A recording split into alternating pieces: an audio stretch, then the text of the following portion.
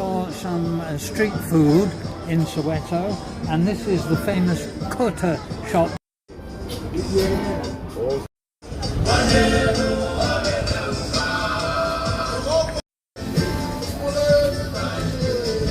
We're going to have this one, a number 3. Okay, I'm ready.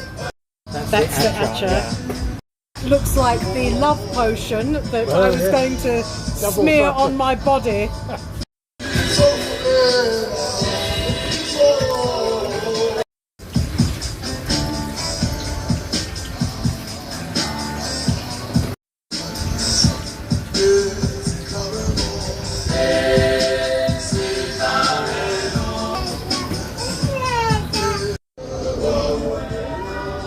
Right, my first Kota.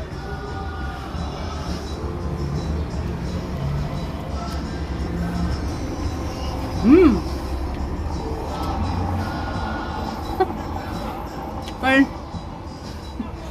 Mmm.